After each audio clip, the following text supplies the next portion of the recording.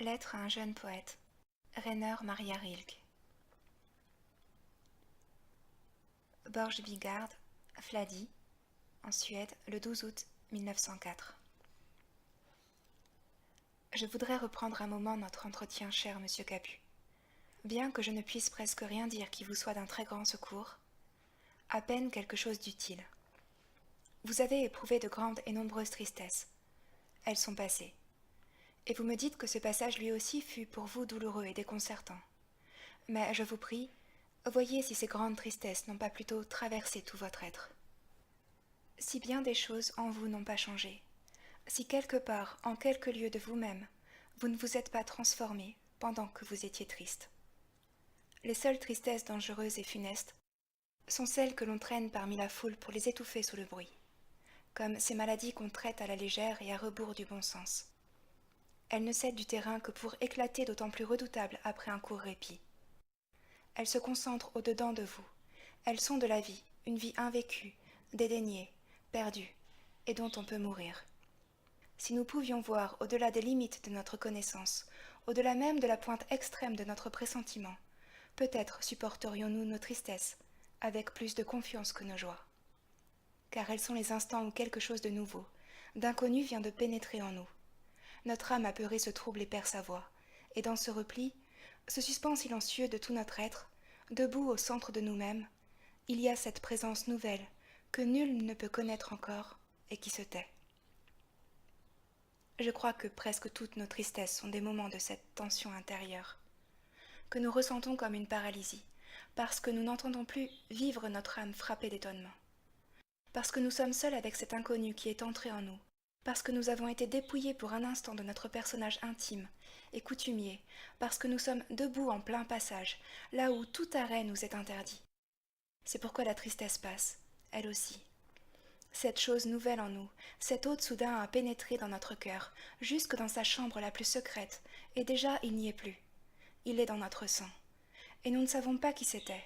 On pourrait aisément nous convaincre que rien ne s'est passé, et pourtant nous avons changé, comme une maison change, où vient d'entrer un hôte. Nous ne pouvons dire qui est venu, peut-être l'ignorerons-nous toujours, mais de nombreux indices nous prouvent que si l'avenir pénètre en nous de cette manière, c'est pour pouvoir se changer en nous-mêmes, bien avant de se réaliser.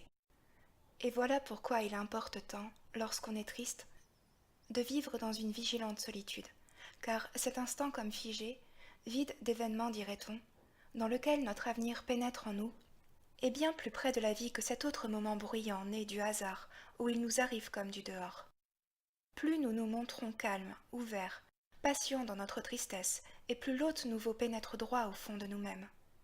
Plus nous en faisons notre bien, plus il va devenir notre destinée. Et plus tard, le jour où il arrivera, c'est-à-dire où, étant sorti de nous, il ira rejoindre autrui, nous nous sentirons proches de lui, liés à lui par une parenté profonde. Et c'est là ce qu'il faut. Il faut, et c'est où va tendre peu à peu notre développement, que rien d'étranger ne nous advienne, mais cela seulement qui depuis longtemps nous appartient. Déjà l'on a dû revoir bien des théories sur le mouvement. On apprendra aussi peu à peu à reconnaître que ce que nous nommons la destinée se dégage des hommes, qu'elle ne pénètre pas en eux du dehors. C'est seulement parce qu'ils furent si nombreux à n'avoir pas assimilé leur destinée, à ne l'avoir pas changée en eux-mêmes tout le temps où elle vivait en eux, qu'ils n'ont pas reconnu ce qui s'échappait d'eux-mêmes. Cela leur paraissait tellement insolite qu'ils se persuadaient, dans leur confuse frayeur, qu'ils venaient d'en être pénétrés, car ils eussent juré n'avoir rien trouvé de semblable en eux jusque-là. On s'est longtemps trompé sur la marche du soleil, on se trompe aujourd'hui encore sur celle des choses à venir. L'avenir est fixe, cher monsieur Capu. C'est nous qui nous déplaçons dans l'infini de l'espace. Comment notre vie n'en deviendrait-elle pas plus difficile? Et pour en revenir à la solitude, il apparaît toujours plus clairement qu'elle n'est nullement une chose qu'on puisse élire ou refuser. Nous sommes seuls. On peut s'illusionner là-dessus, faire comme s'il n'en était rien. C'est tout. Mais qu'il est préférable de reconnaître notre solitude, oui, et précisément pour en faire un point de départ. Sans doute aurons-nous alors le vertige, car notre regard sera privé de tous ces points de repères habituels. Toute proximité va disparaître et tout ce qui est éloigné reculer à une distance infinie. Un homme qu'on tirerait de sa chambre pour l'installer presque sans préparation, sans transition sur la cime d'une haute montagne, éprouverait sans doute quelque chose de semblable. Une insécurité sans analogue, le sentiment d'être livré en pâture à ce qui n'a pas de nom serait tout près de l'anéantir. Il s'imaginerait qu'il va tomber. Il se croirait jeté dans l'espace ou dispersé en 1000 morceaux. Quel monstrueux mensonge sa cervelle ne devrait-elle pas forger pour remettre de l'ordre et de la clarté dans la débâcle de ses sens.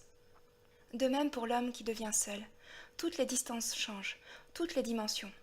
Quantité de ces changements surviennent brusquement et comme pour l'homme sur son sommet, il en résulte pour lui d'étranges perspectives, des sensations insolites dont l'intensité paraît croître bien au-delà du supportable. Mais il est nécessaire que notre vie connaisse aussi cela. Nous devons assumer notre destinée dans toute son ampleur. À l'intérieur de cet espace, tout doit être possible, même l'inouï. C'est là, somme toute, l'unique forme de courage que l'on réclame de nous. Accueillir bravement ce qui nous advient de plus bizarre, de plus surprenant, de plus inexplicable. Là, les hommes se sont montrés pusillánimes et la vie en a grièvement pâti. Les événements de l'existence qu'on nomme des apparitions, tout ce qu'on est convenu d'appeler le monde des esprits, la mort, toutes ces choses qui nous sont si étroitement apparentées, un quotidien refus les a si bien expulsés de la vie que les sens capables de nous les faire apercevoir sont émoussés. Et ne parlons pas de Dieu. Mais l'angoisse devant l'inexplicable n'a pas seulement appauvri l'existence de l'individu, elle a restreint aussi les relations entre les hommes, en les faisant échouer hors du flot des possibilités infinies sur un coin de rive inculte, où rien ne se produit. Car ce n'est pas la seule indolence qui fait que les rapports humains se répètent en toutes circonstances sans se renouveler, avec une indicible monotonie. Il y a aussi la crainte devant une aventure nouvelle, dont l'issue est imprévisible et qu'on ne se croit pas la force d'affronter. Mais pour celui-là seul qui est préparé à tout, qui n'exclut rien, pas même ce qui prend figure d'énigme insondable, les relations avec autrui seront quelque chose de vivant à vivre. Il épuisera lui-même toutes les possibilités de son existence. Car si nous nous représentons cette existence de l'individu comme une chambre plus ou moins vaste, on voit que la plupart n'apprennent à connaître qu'un coin de la leur, une place près de la fenêtre, une étroite zone où aller et venir. D'où leur relative sécurité. Et pourtant cette insécurité riche en périls est bien plus humaine. Qui, dans les contes de Poe, force les prisonniers à reconnaître à tâtons la forme de leurs terrifiantes cellules, à ne pas demeurer fermés à l'épouvante indicible qui sourd de leur prison. Mais nous ne sommes pas des prisonniers. Nul piège autour de nous n'est dressé, nulle embûche, et il n'y a rien là qui doive nous angoisser ou nous torturer. Nous sommes mis dans la vie comme dans l'élément, avec lequel nous avons le plus d'affinité. Et de plus, une adaptation millénaire nous a rendus si semblables à elle que si nous restons immobiles, on peut à peine nous distinguer, grâce à un heureux mimétisme, de tout ce qui nous entoure. Nous n'avons aucune raison de nourrir de la méfiance à l'endroit de notre univers, car il ne nous est pas hostile. Recèle-t-il des frayeurs? Ce sont les nôtres. Contient-il des abîmes? Ces abîmes nous appartiennent. Des dangers apparaissent-ils? Nous devons tenter de les aimer. Et pour peu que nous dirigions notre vie selon ce principe qui nous invite à nous attacher toujours à ce qui est difficile, alors ce qui, maintenant encore, nous semble le plus étranger à nous-mêmes deviendra notre bien le plus ultime et le moins trompeur. Comment pourrions-nous oublier ces mythes anciens liés à l'enfance de tous les peuples? Le mythe des dragons qui se changent en princesses au dernier moment. Peut-être les dragons de notre vie sont-ils tous des princesses qui n'attendent que l'instant où elles nous verront vaillants et beaux. Peut-être tout ce qui nous épouvante est-il, en son tréfonds, cela même qui est privé de secours et attend de nous son salut. Vous n'avez donc pas à vous effrayer, cher monsieur Capu, si une tristesse se dresse devant vous si haute que vous n'en aurez point encore vu de pareille, si une inquiétude glisse sur vos mains et toutes vos actions comme la lumière et l'ombre des nuages. Persuadez-vous alors qu'il vous arrive quelque chose, que la vie ne vous a pas oublié, qu'elle vous tient dans sa main. Pourquoi voudriez-vous exclure de votre existence toute inquiétude, toute souffrance, toute mélancolie, alors que vous ignorez le travail que de tels états opèrent en vous? Pourquoi voudriez-vous vous tourmenter vous-même à vous demander sans répit d'où cela vient-il? Où donc cela va-t-il? Alors que vous vous savez pourtant en période de transition et que tout votre désir serait de vous transformer. S'il y a quelque chose de maladif dans vos démarches, n'oubliez pas cependant que la maladie est pour un organisme un moyen de se débarrasser d'un corps étranger. On ne doit qu'aider cet organisme à être malade, à assumer, puis à produire toute sa maladie, car c'est là sa façon de progresser. Tant de choses, cher monsieur Capu, se passent maintenant en vous. Vous devez être patient comme un malade et prudent comme un convalescent, car il se peut que vous soyez l'un et l'autre. Et plus encore, vous êtes aussi le médecin qui doit se surveiller lui-même. Mais dans toute maladie, il y a bien des jours où le médecin ne peut rien faire, sinon attendre. Et c'est là, maintenant, votre premier devoir, dans la mesure où vous êtes votre propre médecin. Ne vous examinez pas trop, ne tirez pas des conclusions trop hâtives de ce qui vous arrive. Laissez-le tout simplement arriver. Sinon, vous en viendriez trop facilement à vous faire des reproches, d'ordre moral, en considérant votre passé qui a, bien entendu, sa part d'influence dans tout ce qui vous advient maintenant. Mais ce qui, des errements, des aspirations, des ardents désirs de votre enfance, agite en vous, n'est pas ce que vous rappelez à votre mémoire et condamnez. Les conjonctures exceptionnelles d'une enfance solitaire et désemparée lui valent tant de difficultés, de complications, la livrent à tant d'influences tout en lui empêchant tout rapport réel avec la vie, que là où un vice s'introduit en elle, on ne peut sans autre lui donner ce nom. Et d'ailleurs, une telle prudence est de rigueur dès qu'on touche au nom. C'est si souvent le nom d'un crime contre quoi vient se briser une vie, et non point l'acte lui-même, anonyme et personnel, qui était peut-être pour elle une nécessité parfaitement définie et qu'elle pouvait accomplir sans aucun effort. Et si ce gaspillage de force vous semble si grand, c'est uniquement parce que vous placez trop haut la victoire qui y a mis fin. Ce n'est pas cette victoire qui est la grande chose que vous pensez avoir accomplie. Bien que votre sentiment soit juste, la grande chose, c'est qu'il y ait eu déjà là quelque chose qui vous était loisible de substituer à cette tricherie.